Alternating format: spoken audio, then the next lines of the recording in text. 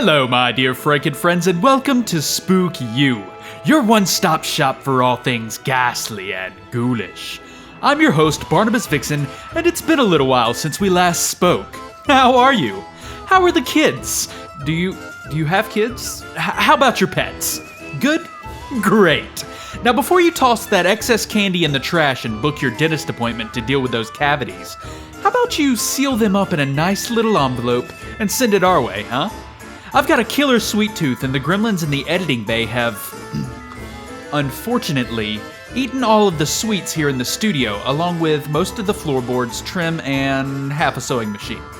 Vacuous little creatures, I swear. Anyways, today we've got an excellent show lined up for you. Our wicked weavers of woe have been hard at work curating terrible tales for you all to enjoy, going door to door in this pandemic in an effort to connect more with the authors of these stories. That didn't quite work out all that well, but we did manage to hear back from Reddit user Rotsoil about narrating their series I Live in a Town Called Beaver Falls, so silver linings and all that. Without further ado, allow me to pass the reins on over to our vivacious voiceover virtuoso for tonight's episode, and you guys finish packing up all those delicious treats. If you need the address, don't worry, just concentrate really hard, and it'll come to you in a fever dream later tonight. Now, here is I Live in a Town Called Beaver Falls, the entire series, written by Reddit user Rotsoil.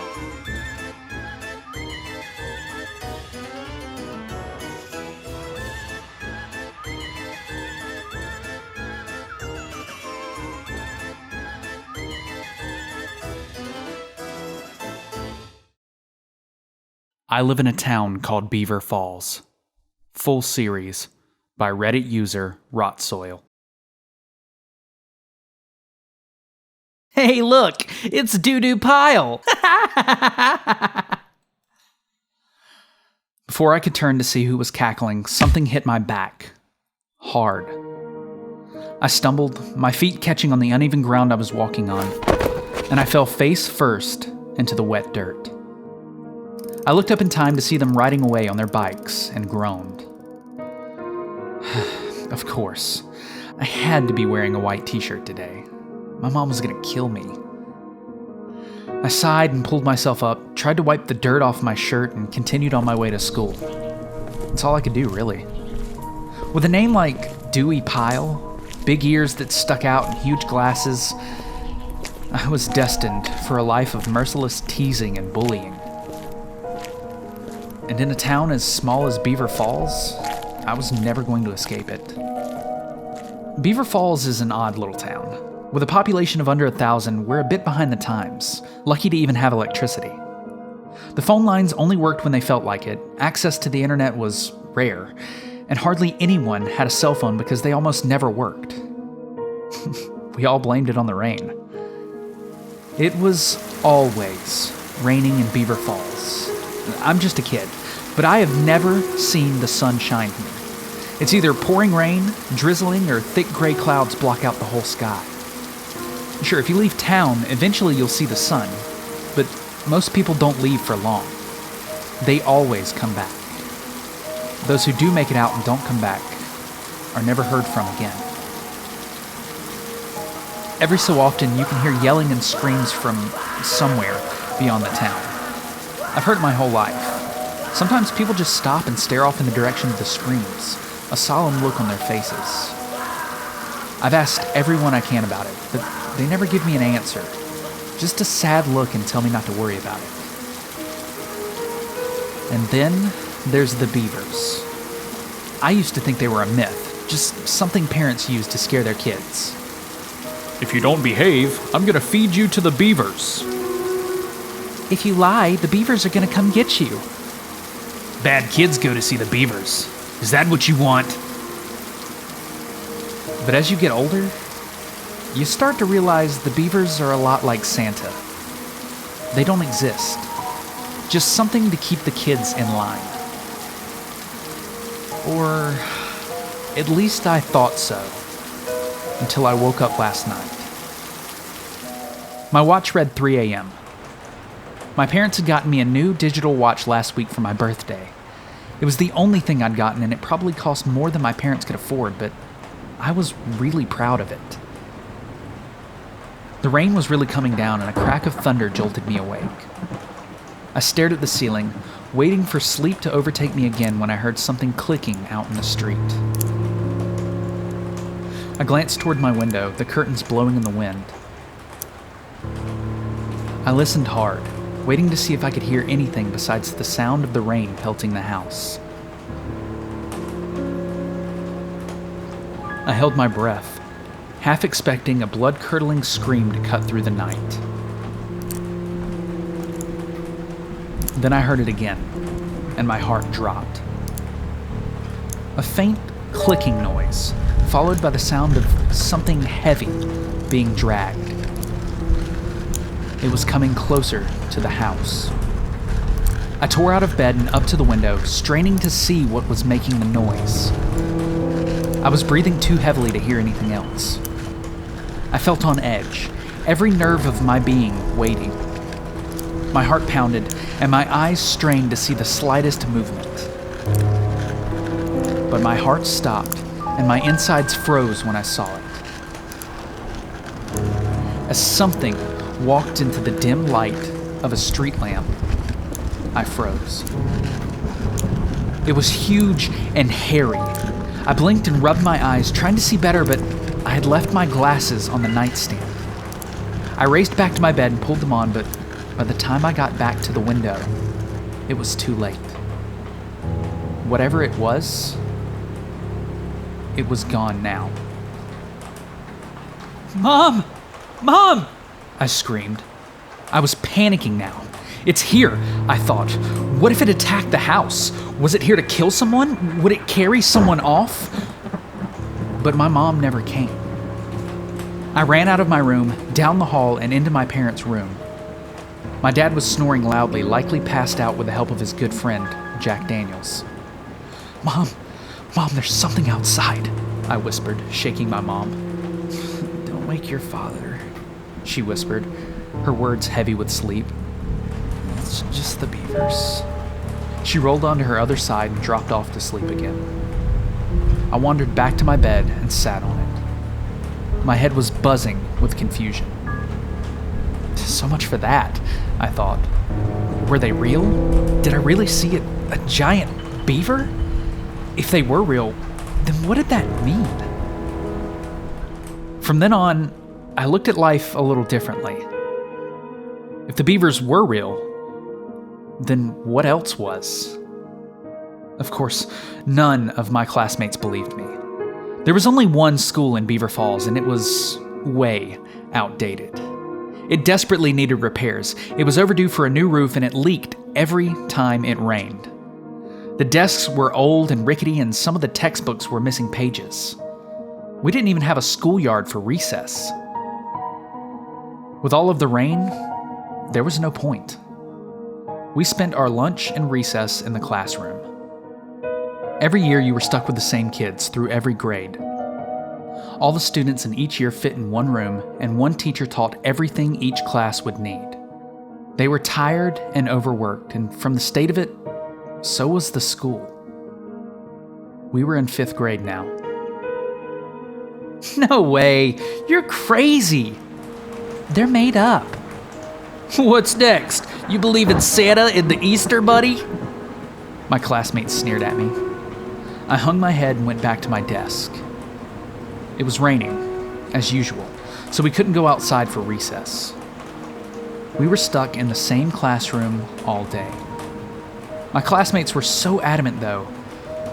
Had I imagined it? I was so enraptured in my thoughts about the night before and the beavers that I'd missed most of the questions on the math quiz that day. Mrs. Wilson handed us our graded quizzes as we left for the day. She gave me a stern look, and a big red F glared back at me from the paper. I sighed and started making my way home.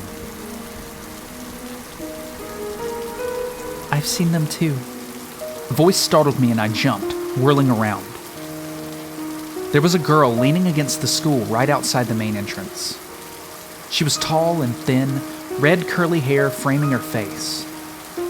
She stared at me with cold, brown eyes. She was in my class. Her name was Mary Alice, and there were rumors about her having an evil eye, but I didn't know what that meant.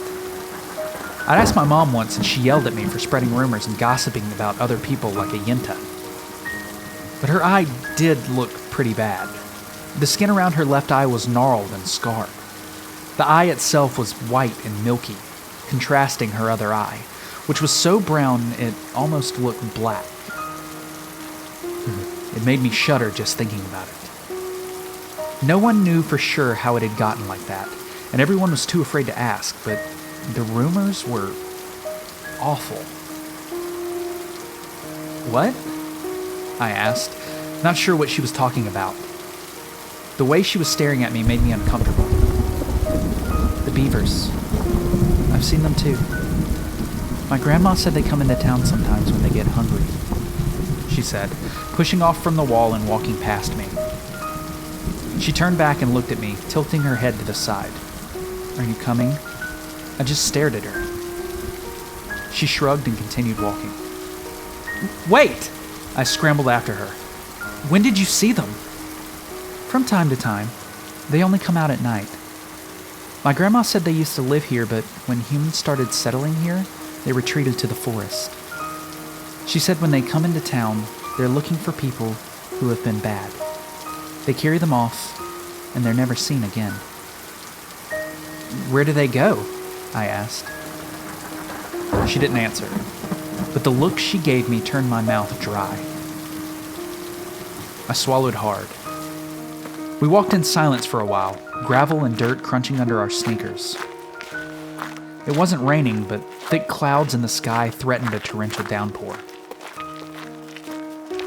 I glanced at Mary Alice, wanting to ask her about something that was nagging me, but afraid of what her answer might be. What? She sighed, not even looking at me. Had she known I was staring at her? Would your grandma know about the screaming? I asked. It came out as more of a hoarse whisper. She said it's the bad people. Mary Alice looked down, like she was trying to choose her words carefully. Her voice was quiet. She said, if you're bad, the beavers come to get you. They carry you off, and then they eat you. The screams are from people being eaten alive. They use your bones to build their dams. I suddenly felt sick to my stomach, and I wished I hadn't asked. We walked in silence for the rest of the way. I wondered why she was even walking with me, but I didn't want to ask. Mary Alice never talked to anyone. Mary Alice didn't have any friends. Everyone stayed away from her because of her evil eye. When my house came into view, in all its dilapidated glory, my heart sank. The house needed a lot of work, but Dad was always too drunk to fix it, and he wouldn't allow Mom to do anything. He said it was man's work, but then he just spent the afternoon passed out on the couch. Mom tried to call someone once to come clean the gutters, and it didn't go well. And now, as we approached my house, I could see my dad was sitting on the porch with a bottle of whiskey in his hand. Even from where we were, I could see he had a mean look in his eyes. Mary Alice stopped when she saw him. I stopped too and looked at her curiously. I felt a little embarrassed about the state of my house and my father, but it was pretty common in Beaver Falls.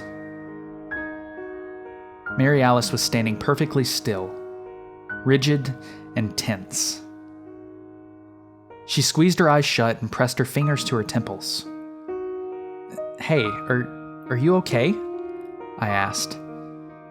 Is that your dad? She struggled to speak through clenched teeth.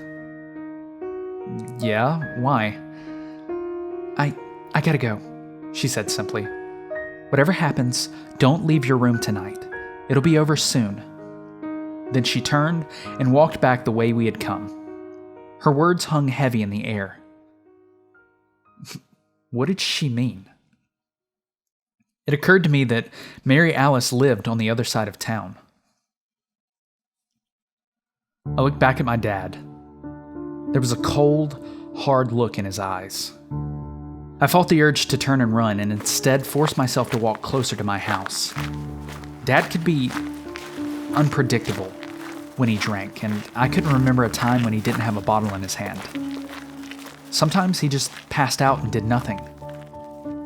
Other times, he was cruel.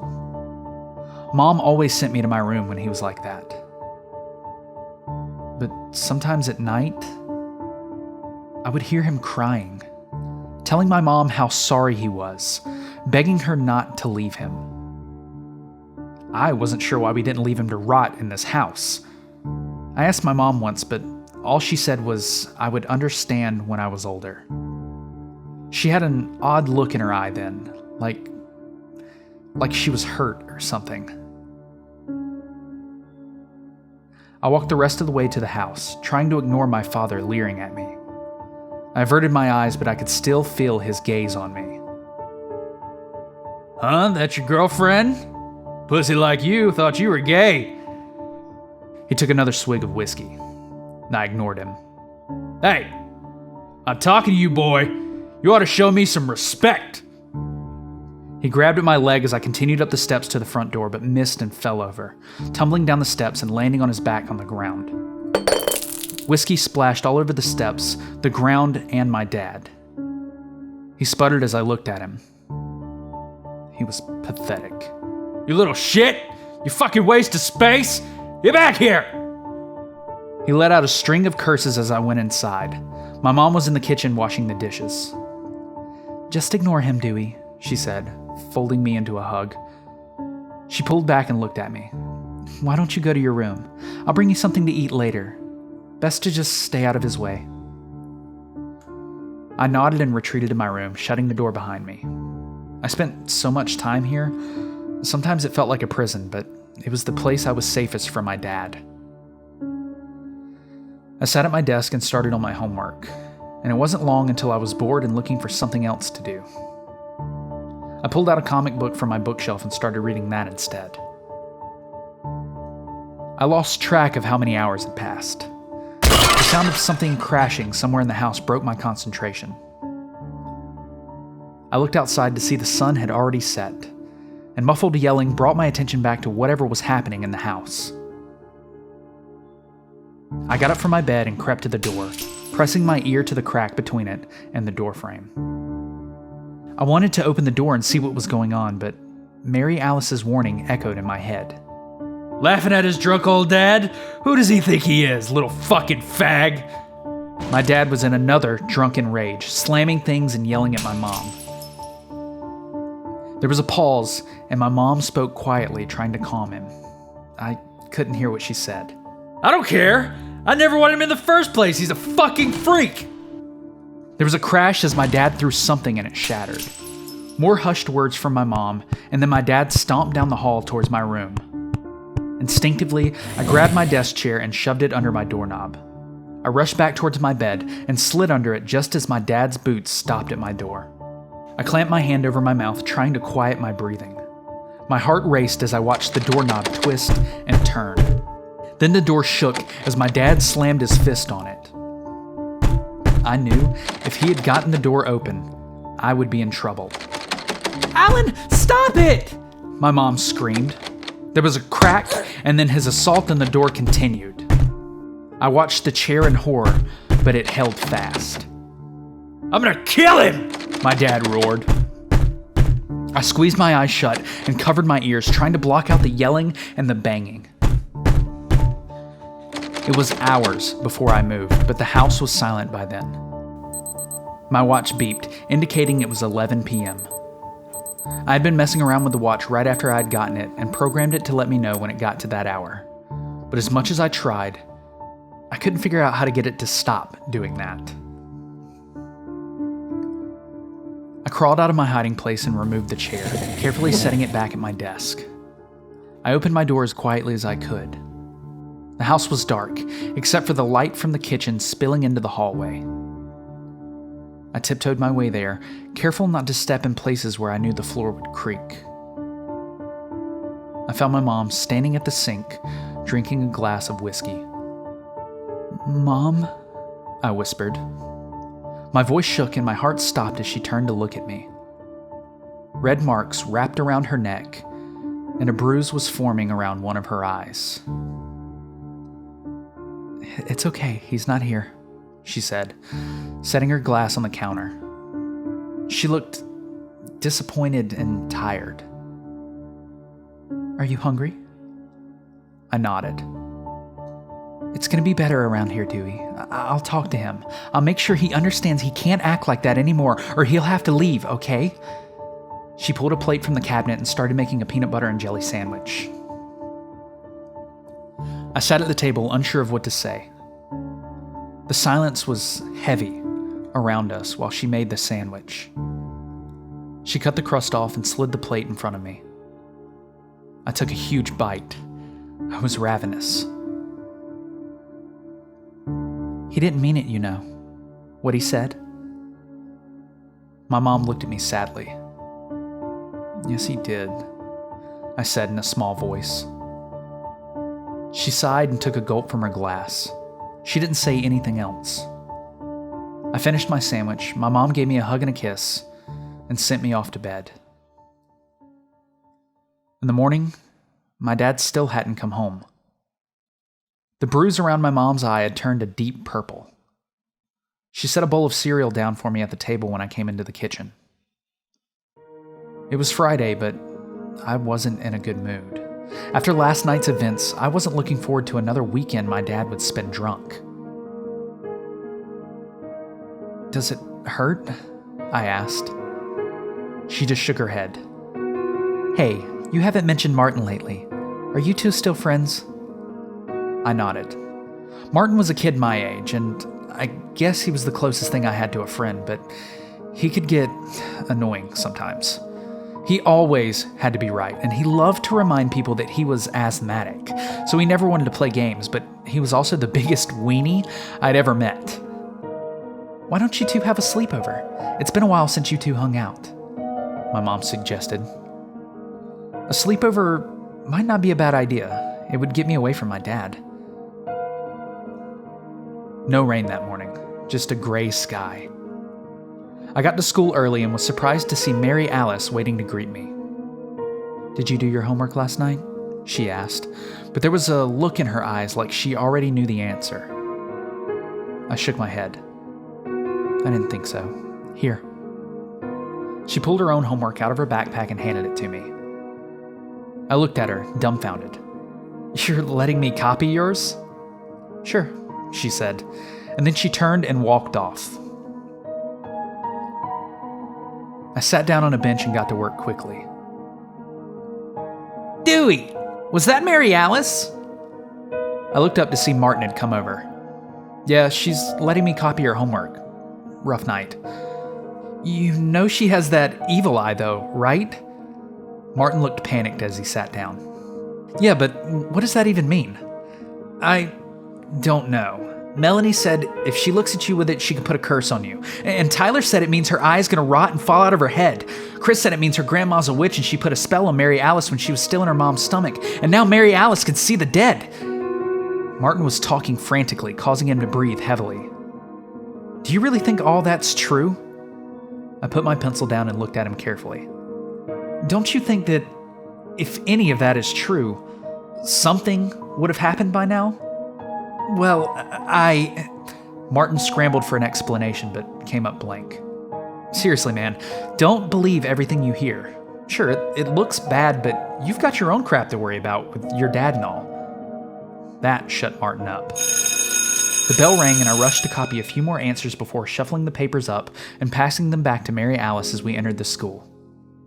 The rest of the day flew by. "Hey, my mom wants to know if we can have a sleepover tonight," I asked Martin as we exited the school. The sky was still gray, but a light drizzle was coming down. "I'm sure my mom will be fine with it," he said. We both knew sleepover was code for, "Can you watch my kid for the night? I need a break." "Sleepover, huh? Maybe I'll crash it," Mary Alice remarked as she joined us. Martin immediately went pale. I chuckled. You can't come to a boy's sleepover. You're a girl. I don't have to sleep over, but I can still come over. She stared at me with cold, unyielding eyes, and I could see Martin shaking his head adamantly. We can go looking for the beavers. What? Martin and I both said in unison. We stopped in our tracks, my stomach clenched with dread. The beavers. We can get proof they're real. I got a camera last Christmas. We can take pictures of them and prove they really do exist, and they're not just made up. And then those guys at school will stop making fun of you. You guys want to come to my house today? Mary Alice said it so casually, like we were going to go to the store to get some pop. Dewey, we can't go to her house. Her grandma's a witch. Martin hissed in my ear. Mary Alice whirled around and glared at us. Really, you of all people should know better than to spread rumors. Her voice was ice cold, and Martin turned beet red. Sure, we'll come, I said, trying to smooth out the tension in the air. Well, I'll come. And that was how we found ourselves at the door to the witch's lair. Except, not really. Mary Alice's house looked relievingly normal. Sure, it was a little run down, the yard was a little overgrown, but that's how most houses were here. Her house was made of bricks that were once red, but now had more of a faded dirt color. Ivy crawled over most of her house, and the grass grew high. This is where you live? Martin said incredulously. He had insisted on tagging along, so if something happened to me, someone would know about it. Yeah, why? Mary Alice asked. It's so normal, Martin replied. Truthfully, her house looked in better condition than most of the houses in town. Mary Alice shrugged. My family was one of the original settlers here, way back. She opened the front door and we all went inside. As we took off our shoes, I looked at the house around me. It was warm, cozy, more inviting than my own house was. A delicious smell wafted out of the kitchen and my stomach growled. I flushed with embarrassment as they both turned to look at me.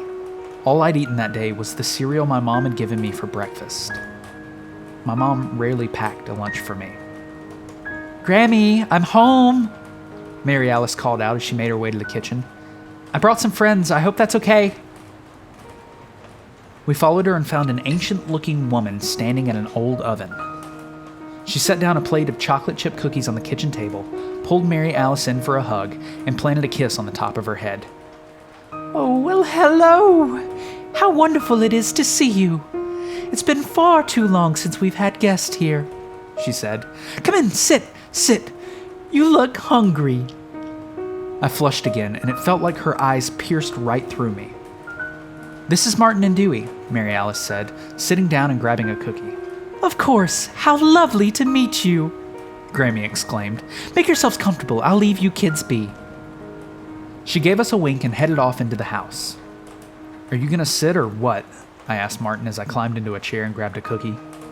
Martin was still standing in the doorway, frozen. He forced himself to walk over and climb into a chair next to me, but his eyes were wide. Have a cookie, Mary Alice said, biting into another one. As I bit into mine, the cookie melted in my mouth. There was nothing better than fresh baked cookies. What if they're poisoned? Martin whispered to me. I don't think he intended for Mary Alice to hear him, but she rolled her eyes. Whatever, more for me, I told him as I bit into another heavenly cookie. So, what do you want to do? Let's go to my room. We can play a game. Mary Alice grabbed the plate of cookies and raced down the hall and up the set of stairs. Mary Alice's room was not what I expected. Her walls were painted a lavender color, and she had potted plants in both of the windows. Her bed was neatly made, no clothes were on the floor, and tall bookcases stretched from the floor to the ceiling, crammed with books. Some of them were so worn and old that I couldn't read the spines. A dollhouse sat in one corner, an exact replica of her own house. Mary Alice and I sat down on the floor with a plate of cookies between us.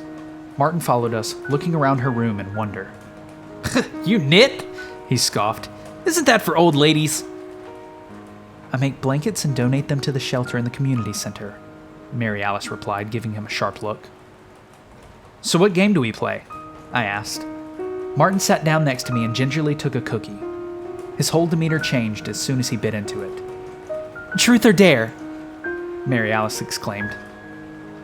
I immediately felt uneasy. I'd never actually played Truth or Dare before, but I knew it could easily get out of hand. Who goes first? Martin asked nervously. Dewey, truth or dare? Mary Alice asked. Dare, I guess. I dare you. A wicked look crossed her eyes. To stick your tongue in Martin's ear. What? No! Martin squirmed, but I knew I had to. I shut my eyes, stuck my tongue out, and got it over with. The sour taste of earwax lingered in my mouth. Okay, Martin, truth or dare? I looked at him. I knew he wasn't one for risks, so I already knew what he would choose. Truth. What's the most embarrassing thing that's happened to you? Martin shifted uncomfortably. Last summer, a bunch of us went swimming in the creek. I had to, pass gas, but it, Martin's face was beet red. That was you? Mary Alice fell over giggling. You're the one who pooped in the creek, she said between laughs. Martin frowned and looked at her challengingly. Mary Alice, he said firmly. She immediately stopped laughing and sat up. Truth or dare? Truth, she said defiantly. What really happened to your eye? Cold silence filled the air. Mary Alice looked down dolefully. Mary Alice, you don't have to, I started. Martin glared at me. It was clear he wanted his revenge. Mary Alice took a deep breath. When I was born, my eyes were two different colors. The other one was red, like the color was red. And my dad? She took a deep breath before continuing. Grammy says my dad was a paranoid schizophrenic. He stopped taking his medicine and he didn't like my eye. He said it was from the devil. One night, he took a knife and tried to cut my eye out. My mom tried to stop him and he stabbed her. When she wouldn't stop bleeding, he ran away. My mom died and they arrested my dad. So now I'm half blind and I live with my grandma. But I can see things with my blind eye. I can see things about people no one else can see. I can tell when people are bad. I stared at her, dumbfounded. A sick feeling was twisting around in my stomach.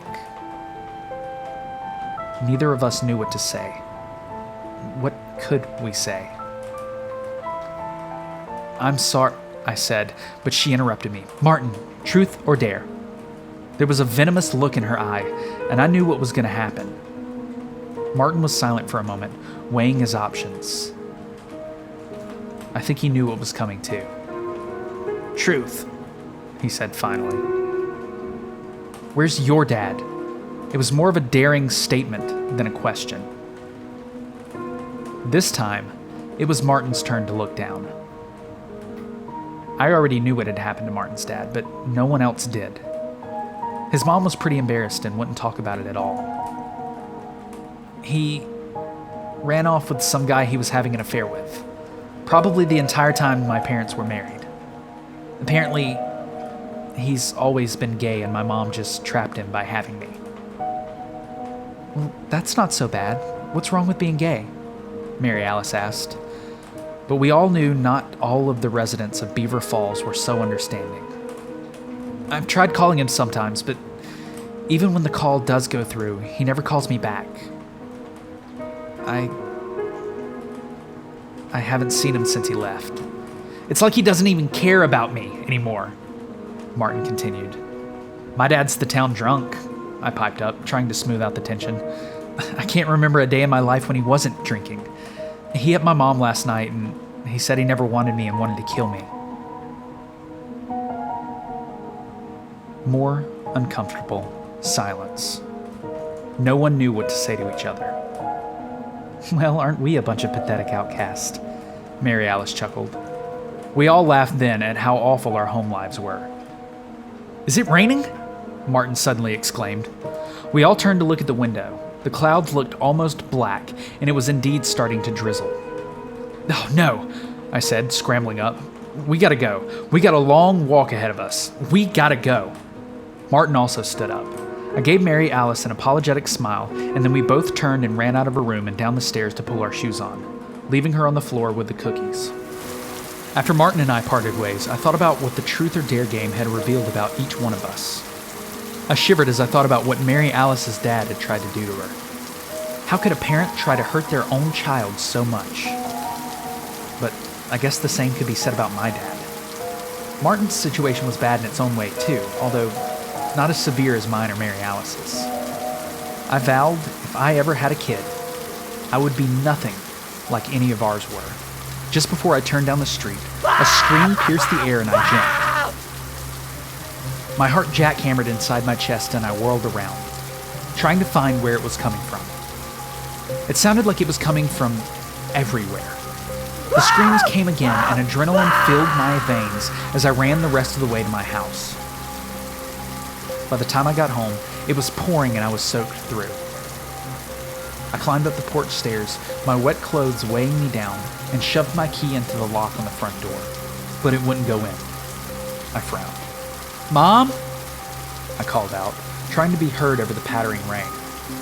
I banged on the door as hard as I could. After a moment, my mom opened the door. Oh, you're finally home, she said, looking relieved. And you're soaking wet. Go take a hot shower and I'll make you something warm to eat when you're done. I did as I was told, relishing the warm water. By the time my dad was done showering, there wasn't usually any hot water left. When I emerged from the steaming bathroom, my mom had collected my wet clothes and dried the puddle they'd made on the floor. I pulled some pajamas on and went into the kitchen. My mom was stirring something in the pot on the stove. Why didn't my key work? I asked her, climbing into a chair. I had the locks changed. Oh, I said, unsure of what to say. She slid a grilled cheese in front of me and then a bowl of steaming hot soup. I looked at it in wonder. Soup was a staple in our house, even in the summer because of how cheap it was, but we hadn't had grilled cheese in a long time.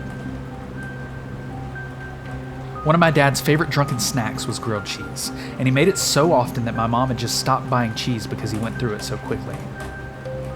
Things are going to be different around here, she said, turning back to the stove and serving herself some soup. But what about, I was going to ask about Dad. How would he get home if the locks were changed? Don't you worry about him, my mom said. Did you ask Martin about a sleepover? Yeah, he said it should be okay. After you eat, pack up some clothes in your sleeping bag and I'll drive you over. It's going to rain all night and I don't want you to walk around in it. I nodded and started in on my meal. It was a short drive to Martin's and his mom looked exhausted when she opened the door. She apologized for the mess and exchanged pleasantries with my mom while I ran past them to find Martin. He was playing Donkey Kong on his N64. The thing was ancient, but it still worked like it was brand new. He had bought it from the pawn shop in town 3 years prior after saving up his allowance for the whole year. Hey, I brought my raincoat, I said, dropping my voice to a whisper. Martin looked at me puzzled. What for? For when we go to find the beavers. We are not going out there, Martin said, turning his attention back to the game. Diddy Kong was shooting peanuts at bright blue beavers. For starters, it's raining. Secondly, my mom will never let us go out. Third, Mary Alice doesn't know where I live. And fourth, if we go out to that forest in the middle of the night, we are going to die. After a night of video games, frozen pizza, and junk food, we both fell into our respective beds long after his mom turned in for the night. I wasn't used to eating so much food in one day, and my belly hurt. But just as I started to drift off to sleep, there was a tap at Martin's window. My heart skipped a beat as we both sat up and looked at each other. There it was again. My heart thudded in my ears as we crept to the window, trying to see what was making the noise. A flash of lightning lit up Martin's front yard, and we saw a small, green figure standing there. I grinned at Martin, dug out my raincoat, pulled it on, and tiptoed to his front door. Dewey, We are not going out there, Martin hissed, trying not to wake up his mom. Why not? Don't you want to know if they're real? No! And especially not in the rain, not in a storm. When is it not raining here? I retorted. Fine, you can stay here, but I need to borrow your bike. I carefully unlocked and opened his front door and ran outside. Finally! Mary Alice exclaimed as I approached. She was wearing her raincoat, which was green. Mine was black. A purple bike was parked behind her. Martin's not coming, I said. I was giddy with excitement. I'd never snuck out before, especially at night. We'll be better off without him, she said.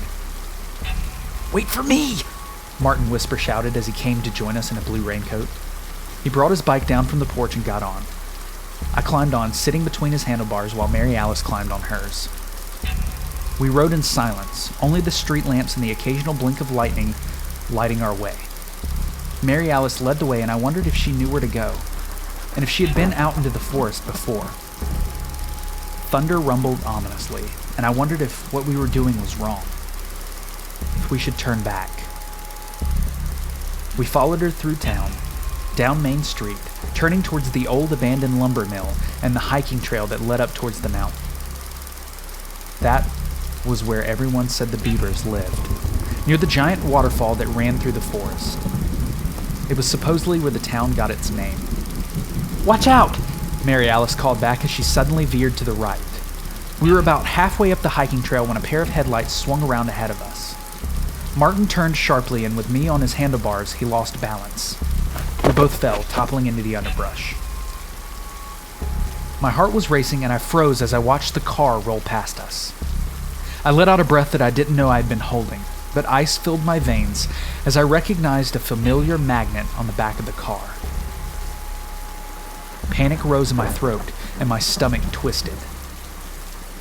Wasn't that your... Martin said. Mom, I finished, frowning. What's she doing out here? Let's go, Mary Alice whispered, walking her bike back out of the trail. I think this is where it splits off anyway. She pointed at a picnic table sat across the path. A small tree had grown through the middle of it. It was a popular landmark and indicated you were about halfway up the trail. Just as we passed by the table, a blood-curdling scream filled the air and it sounded close. What the hell was that? Mary Alice whispered. My skin prickled and goosebumps broke out across my flesh under my raincoat. I think we should leave, Martin whimpered. A scraping noise filled the air, followed by another scream. No, we came here for proof. That's what we're going to get. All we need to do is take a picture, Mary Alice said, unbuttoning her raincoat and exposing a camera. Just one picture, I agreed, despite the feeling that I should turn around, go back the way we came, and pretend this never happened. Mary Alice leaned her bike against the picnic table and stepped into the forest, following the sound of screaming. Eventually, the screaming died down, and all we were left with was the sound of the rain falling in the forest. We shuffled through wet leaves and sticks. Trees, tall and thick, loomed high above us.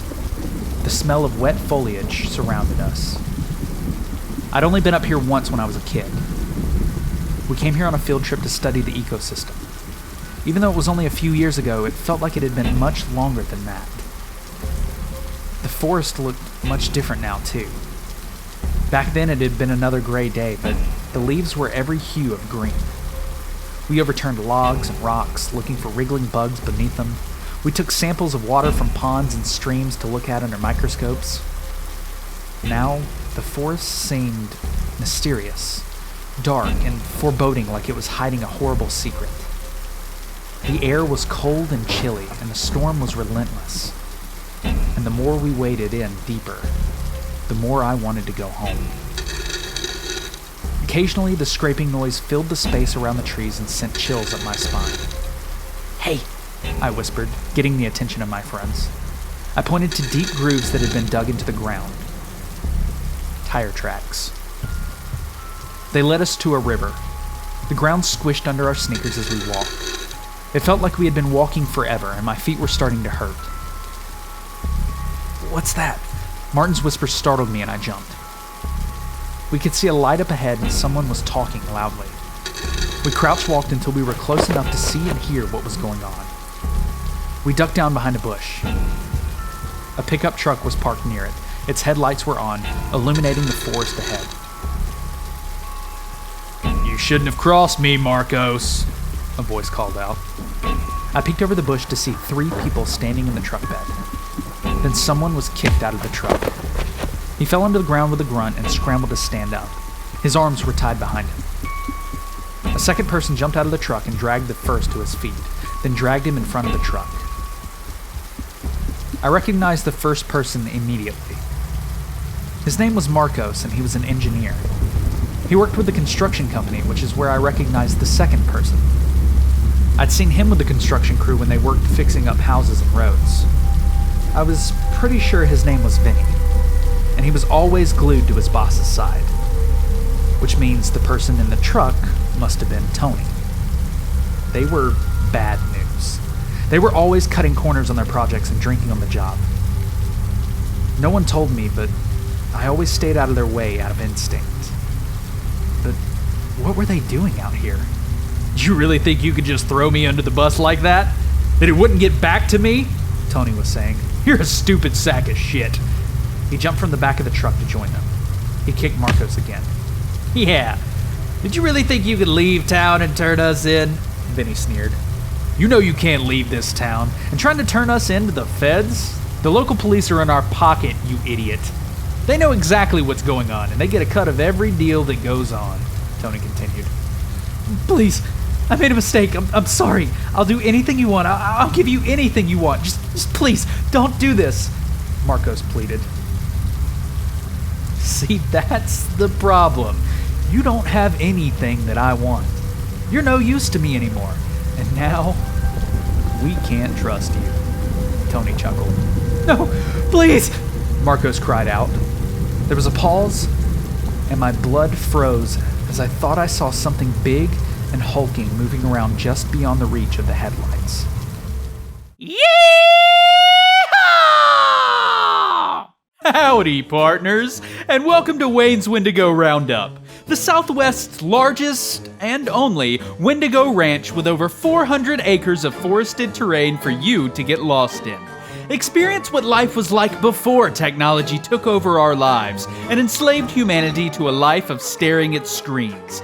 Sheer terror will grip you and your friends as sedated and defanged wendigos stalk you through the night, relentlessly chasing you and attempting to gum you to death.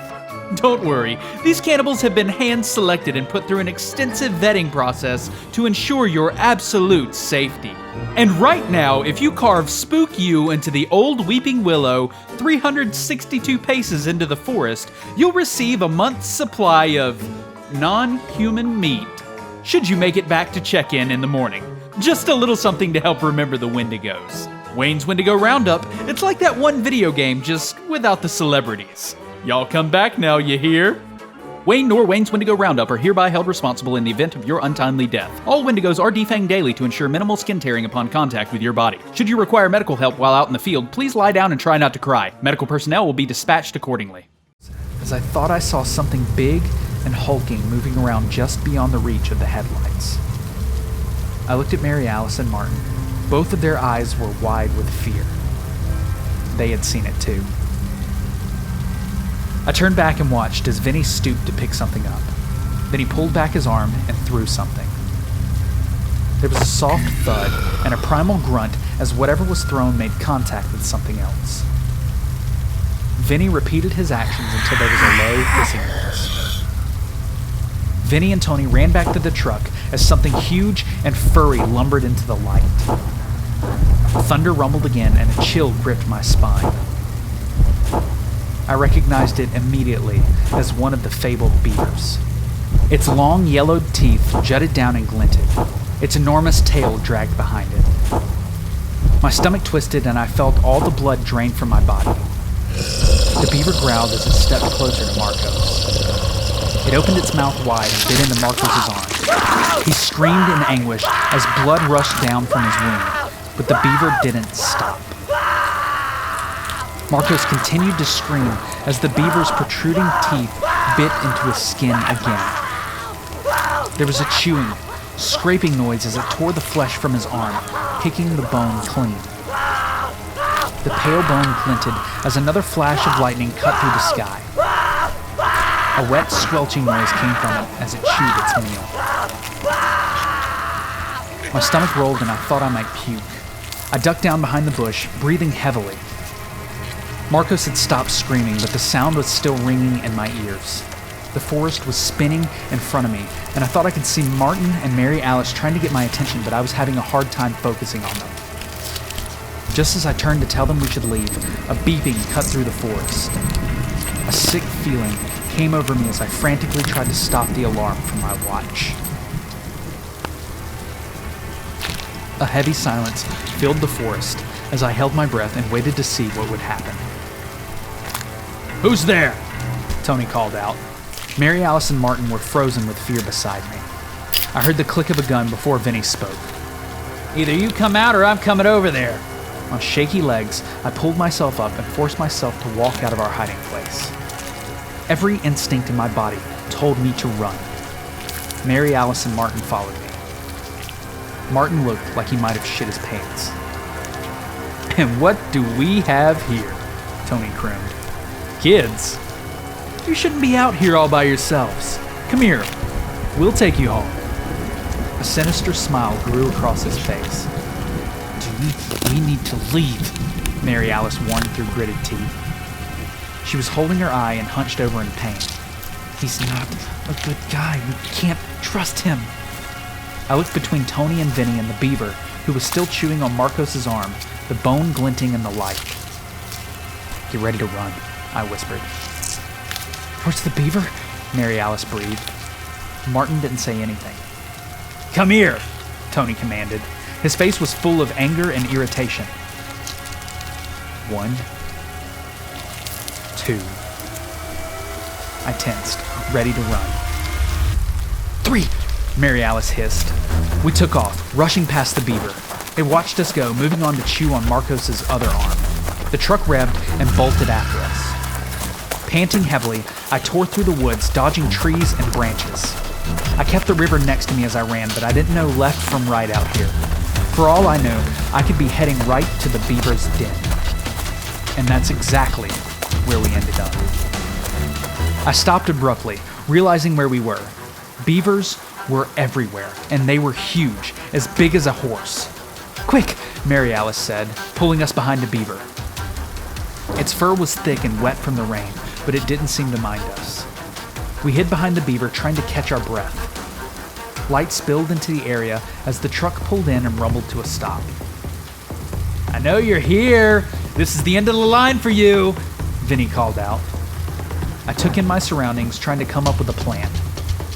I could see 8 beavers in the area. 2 were treading water in the river.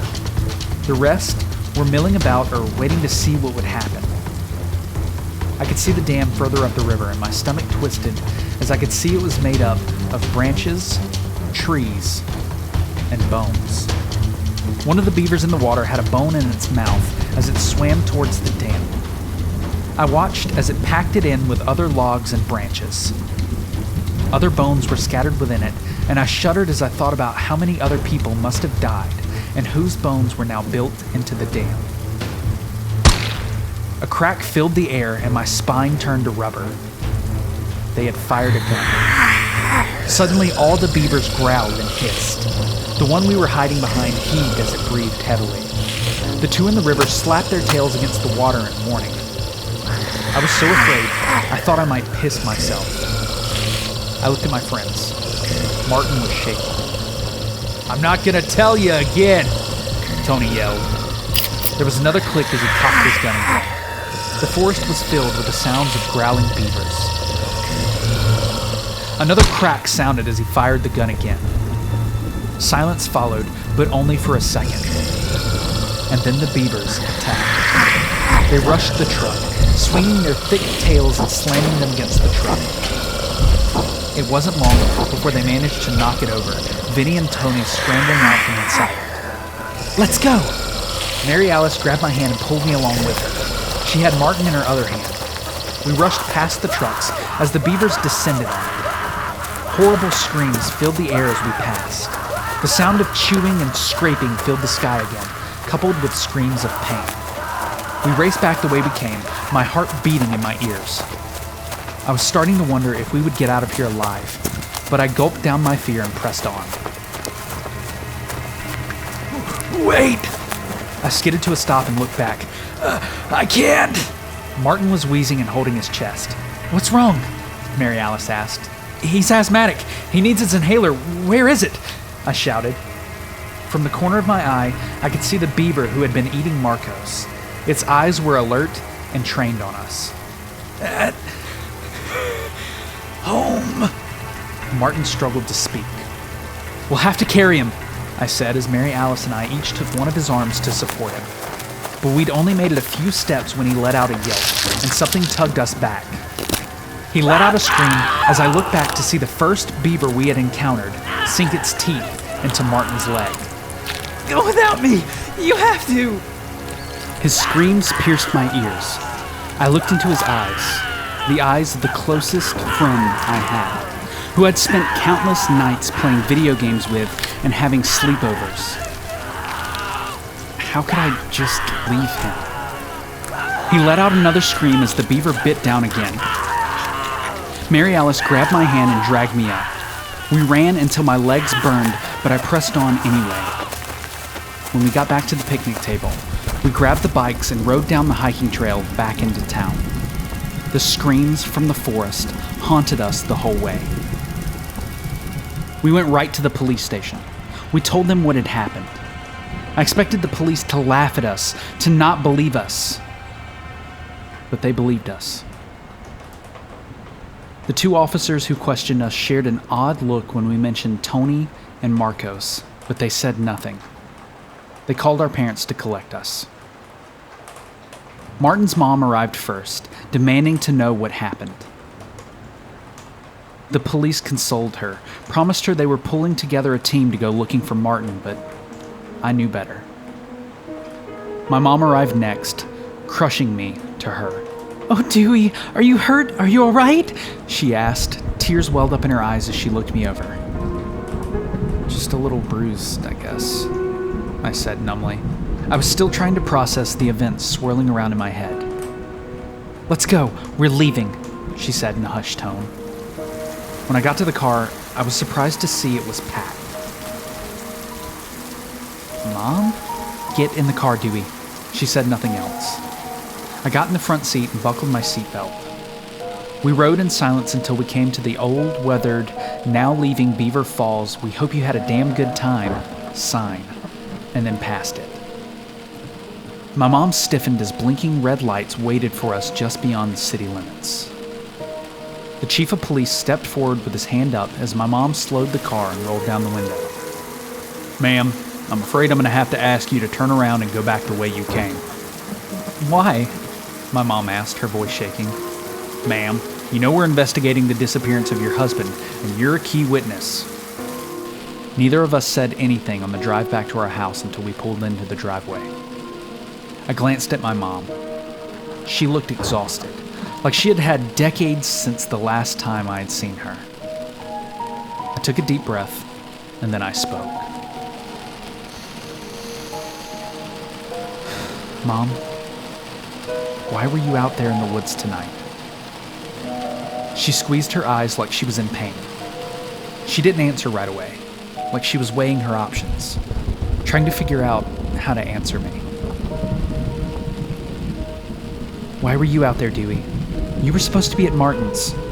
She wouldn't look at me. She kept her eyes trained on the steering wheel. "Where is Dad?" I asked. It came out more like a challenge instead of answering her question. She didn't answer that either. She sat back, leaning her head back on the headrest, and closed her eyes. I waited for her to answer, but she didn't. Neither of us said anything. We just sat there in silence. My mother's truth hung heavy in the air.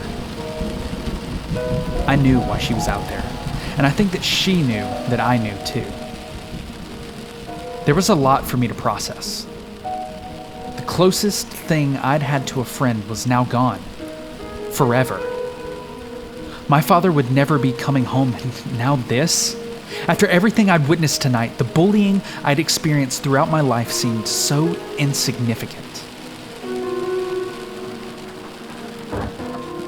I noticed Mary Alice was sitting on our porch.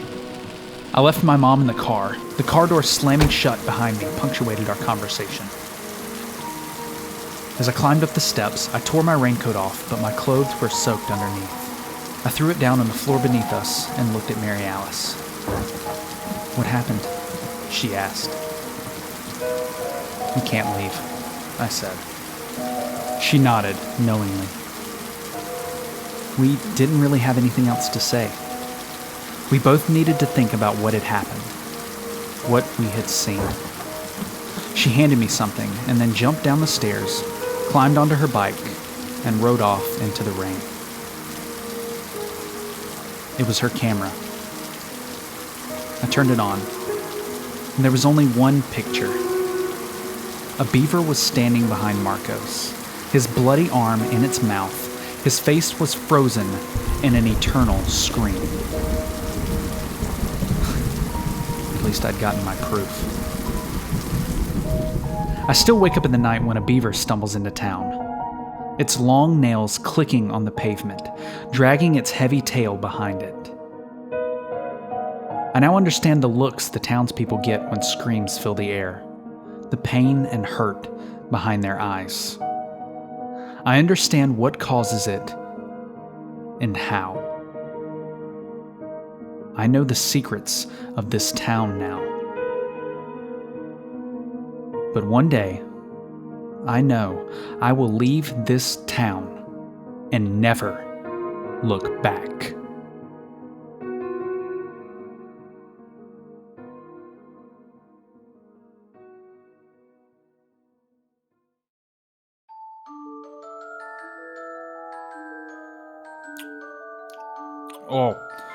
Oh, this is so good. I don't even care if it's from Halloween of '78. That lingering taste of tortured soul is to die for. Oh, man. You're back. Sorry, dear listeners, didn't see you there. I'm just enjoying this candy I found tucked away in those chewed up floorboards. Well, I hope that you enjoyed that series, and be sure to check out Rotsoil on Reddit for more terrifying tales. Now, before I send you off on your merry way, be sure to demolish that subscribe button, give the video a thumbs up, and ring that little bell so that you're notified the moment we release a new one. With our wacky upload schedule at the moment, there's no telling when the next one will be released. Why, it could be yesterday for all we know. Oh, and we're on Twitter and Instagram too. You can find those here. Anyways, off to scrounge around for more chocolate while I wait for you to send some our way. Until next time, my ghastly gang, stay spooky.